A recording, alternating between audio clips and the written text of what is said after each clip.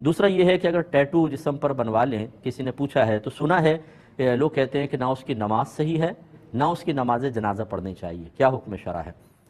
دیکھیں، بعض چیزیں شریعت نے حرام اور ناجائز ضرور قرار دی ہیں، لیکن اس طرح کے اپنے طرف سے نتائج مرتب کر کے اسے عوام میں عام کر کے خوف اور انتشار پیدا کرنا، اور پھر یہ سمجھنا کہ ہم چونکہ ایک حرام کام سے روک رہے ہیں اس لیے ہم نے ایسی بات کہہ دی تو شاید صحیح ہوگا، بالکل صحیح نہیں ہے۔ ٹیٹو ضرور سرکار نے منع فرمایا اور اس پر لعنت کی وعید فرمائی کہ جو جان بوجھ کر ٹیٹو بنوائے یا بنانے والا، یہ گدوانے والی اور گودنے والی فرمایا۔ وہ پہلے زمانے میں ایسے ہوتا تھا، سوئیوں سے نام وغیرہ یا دیگر چیزیں ہوتی تھیں اور اس میں سیاہی بھر دی جاتی تھی، وہی ٹیٹو کا کانسیپٹ ہے، تو اس پر لعنت کی وعید فرمائی گئی ہے۔ لیکن یہ کہیں نہیں ہے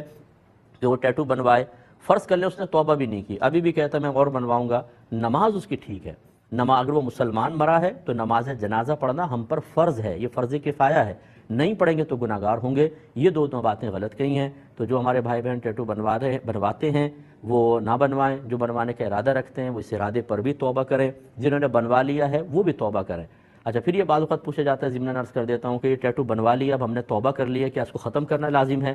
تو اگر تو کسی ایسے ذریعے سے آپ ختم کر سکتے ہوں اور اس کے بعد کھال بھی آ سکتی ہو